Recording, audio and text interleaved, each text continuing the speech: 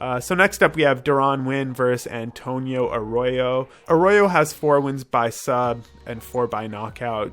Deron has 4 wins by knockout as well, which is pretty surprising, actually. Arroyo doesn't have the best cardio, and he might have problems with grappling or wrestling that Deron will bring.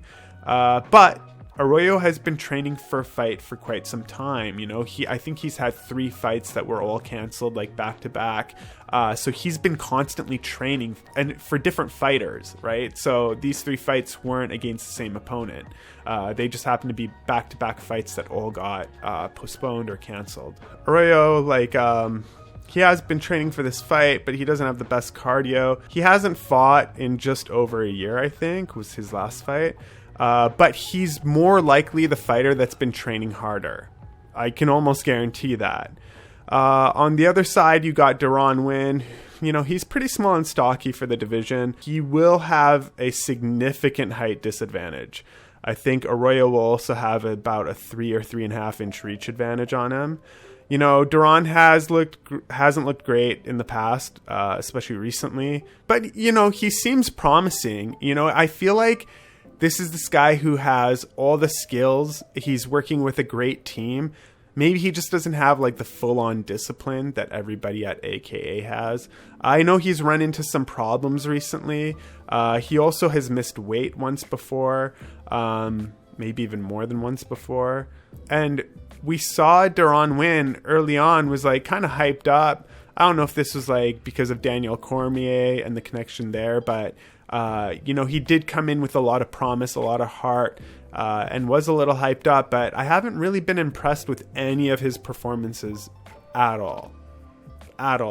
And here I really do believe Deron needs a win. He needs to win this fight. This is sort of like that Ostovich situation that I mentioned, and we saw what happened there, right? I called that. I could see Deron being that fighter that comes into the UFC and then kind of has to leave and then comes back later on, you know, a new, better version, more mature version of him. And then also it's like, what weight class are you in? Like, find your place.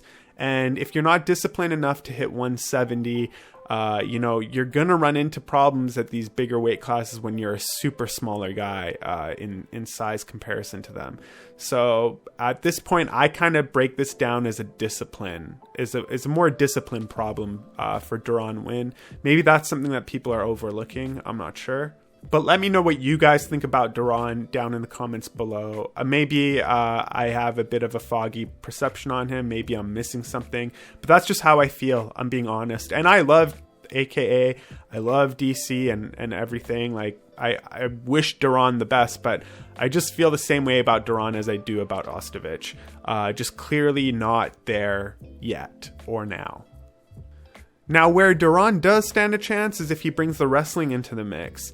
If he can get Arroyo down, then his chances improve dramatically. But he cannot rely on that takedown the whole time. So if we see for 3 rounds, Deron Winn is constantly just trying to push for that takedown, and it's getting stuffed time after time, and he's not getting it, and Arroyo is slowly picking him apart and taking his shots, you know, then Deron is just going to gas himself out by the 3rd round. And, you know, we're going to see Arroyo over time take over that fight. So although I do see Deron looking for the wrestling, looking for the takedown, if he doesn't get those, he's effed for the rest of the fight. Like, unless he gets that lucky punch, he's screwed for the rest of the fight. As such, I do usually go for the fighter that has more opportunities to win and more tools under their belt. In this case, I think Arroyo has that. So I'm going for Antonio Arroyo for the win. I think it'll just go to decision for this one. I think he'll pick him apart over time.